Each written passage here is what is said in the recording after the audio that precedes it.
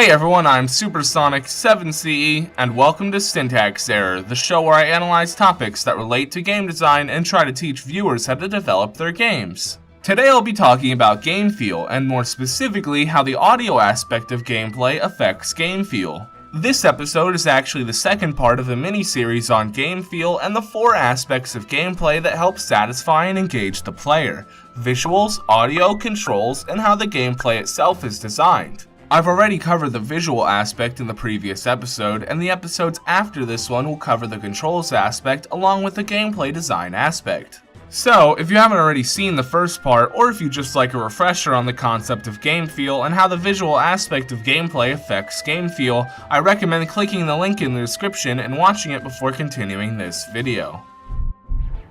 The audio aspect of game feel goes hand in hand with the visual aspect, hence why game feel is often referred to as audio-visual feedback.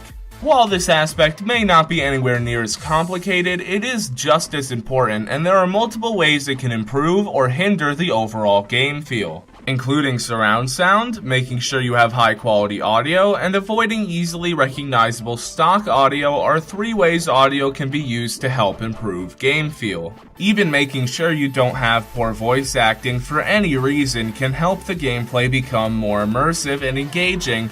But when it comes to audio, nothing affects game feel more than sound effects. These are pre-recorded sounds that accompany visuals to help them feel more impactful, or at the very least, more realistic and engaging. In order for sound effects to improve game feel like this, they need to fit whatever action they're meant to accompany. This means every sound effect should complement the length of the animation, mirror the action's level of impact, sound believable, and most importantly, sync up with the animation. For example, say you want to include a footstep sound effect for a walking animation. First off, you'll need a sound effect that's short and can be repeated fairly quickly. This is because, in real life, the sound a footstep makes is normally short. This is also because the sound of a footstep very rarely overlaps with the sound of the next footstep. Under normal circumstances, this doesn't even happen when someone is running, so this needs to be taken into account or the sound effect will feel wrong. Second off, because this is meant to be the sound of walking, the sound effect can't be too impactful and shouldn't sound like someone is sprinting or stomping their foot on the ground.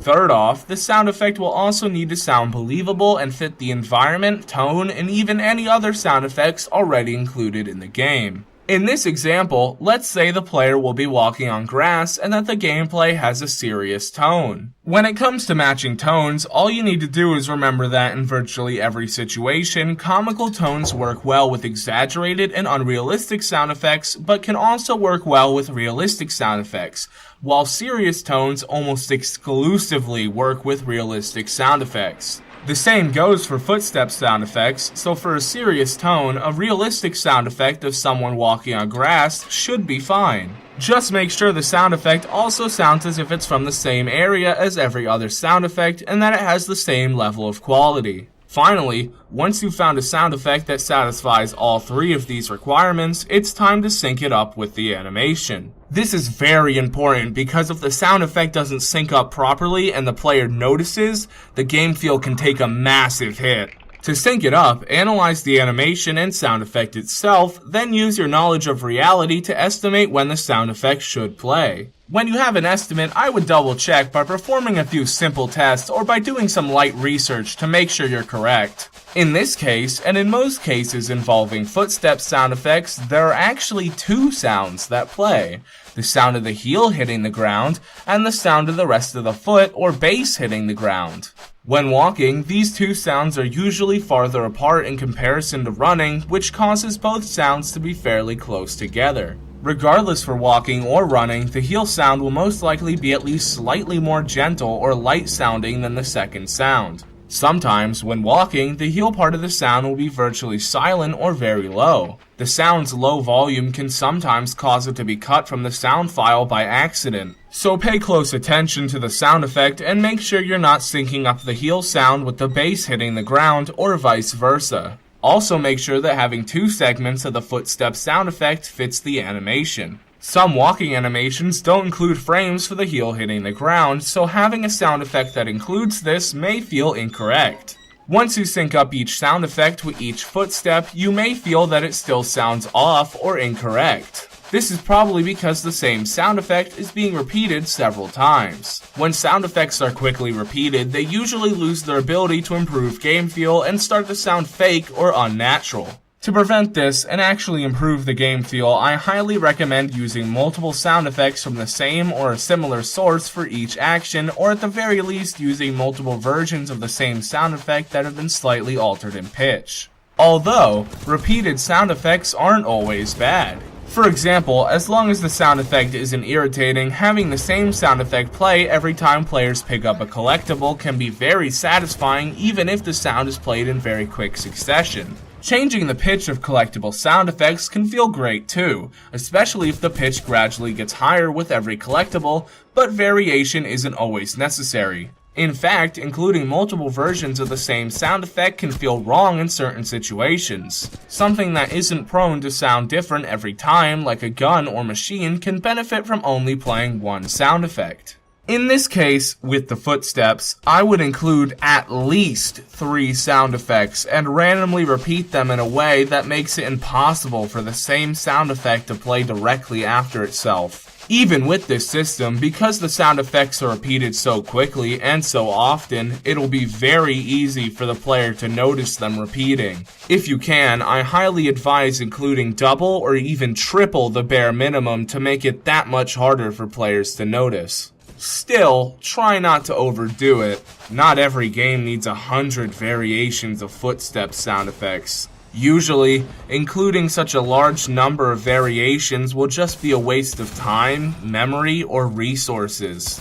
Don't get me wrong though, having such a large number of variations can improve game feel, but it's rare that this will improve it more than the alternative of roughly 10 to 20 variations. Super Mario Maker is a rare example where including so many variations paid off. The game's primary focus is to allow players to create their own platforming levels. Players can include and place over 60 objects in their levels. Every time an object is placed, a sound effect plays of the name of that object being spoken in a distorted voice. These sound effects then change in pitch to match the current note of the background music. This means that there are hundreds of variations for the simple task of placing an object. Normally this would be overkill, but because creating levels, and by extension placing objects, is such a large part of the gameplay, even hearing roughly 60 of the same sound effects over and over could easily cause the gameplay to become very boring and annoying. Adding so many variations helps the game avoid or at least prolong this while also preserving the game feel. So, if walking is the central part of the game and potentially the main source of entertainment or gameplay for extended periods of time, then it's probably best to include a very large amount of footstep variations. For less extreme situations, I would just use this rule of thumb: the more prominent the sound effect is and the more it's repeated, the more variations should be included, but don't include more than roughly 10 or 20 unless the repetition is still very noticeable even when randomized. Similar to this, another way to include variations and help the gameplay become more engaging is by changing sound effects based off the context of the action. This is commonly done with footsteps by having different sounds play based on whatever type of material the player is stepping on, but this can be applied to pretty much any sound effect. For example, instead of just having the same punch sound effect play every time a player attacks something, you could have a different sound effect play based off the effectiveness of the punch. A common form of this is often referred to as the tink sound effect. Sound effects like this one are used to show that an enemy or object is immune to the player's current method of attack. Games frequently use tink sound effects for this because it sounds weak and dainty. I personally always thought it sounded like someone throwing a small pebble or marble against a wall and it bouncing off, but I'm probably just reading too much into it. Regardless, adding variations to sound effects like this not only subtly helps convey information to the player, but it also improves the overall game feel by preventing attack sound effects from feeling overused and by lessening the impact of this attack, which increases the impact of other attacks by comparison. Now, sound effects aren't the only type of audio in games. When most people think of audio that affects game feel, they usually exclude music and believe it has little to no effect on it. In the past, I agreed with this and did the same. Nowadays, while I do think sound effects hold much more weight when it comes to game feel, I have changed my mind and I personally disagree. I believe that music can improve game feel or at the very least affect it in multiple ways. For starters, music hurts game feel when it sounds annoying to the player or when it clashes with the tone of the gameplay. Although, if the music sounds good to the player and if the music complements the tone instead, the gameplay can become much more engaging. If you've ever gotten excited because a song started playing in a game, like a boss theme, a fight theme, or a main theme of the game, then you probably know exactly what I mean. Other than that, including dynamic music, which is music that changes along with the environment, gameplay events, or actions performed by the player, can help the gameplay become far more engaging. The game Banjo-Kazooie is famous for having music that fades into different versions of the same song as players travel around the environment. This helps the gameplay feel more alive while also immersing players and helping to prevent the gameplay from growing stale. Dynamic music can also be used to make the gameplay more satisfying. In Metal Gear Rising: Revengeance, when players are fighting a boss, the background music will transition between more energetic versions of the boss's theme. When the player has the upper hand against the boss, vocals are added to give players a sense of triumph. This makes wailing on the boss extremely satisfying and helps players feel like they're very skillful and awesome, which creates a feeling of excitement. Dynamic music can also help the gameplay become satisfying in non-action oriented games as well. Portal 2 is a puzzle game that sometimes divides its music into layers or alters it based off certain gameplay events. When the player runs on the orange gel or bounces on the blue gel, the music gets altered to help using them become that much more engaging. Some puzzles even gradually add layers to the background music as players get closer to the correct solution.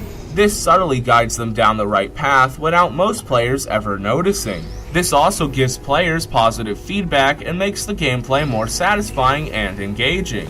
I should mention though, dynamic music can be abused. Changing the background music randomly or too frequently can sometimes negatively affect game feel. Frequent transitions between songs can create a very jarring feeling and annoy or even confuse players, especially if the songs transition back and forth in a matter of seconds. Additionally, replacing a unique or new theme with a theme that doesn't change for the whole game can cause both songs to lose their effect on the player and cease to be engaging, let alone satisfying in any way. Like all of the four aspects, it's extremely rare that audio alone will be enough to create satisfying and engaging gameplay without being complemented by at least one other aspect. This can be pulled off in countless ways. Audio often harmonizes with the visuals by syncing up with animations and by describing what the player is seeing. Audio also often harmonizes with the controls by giving the player auditory feedback when they input a command. Additionally, audio often harmonizes with the gameplay design by giving context to actions and by helping create spectacle.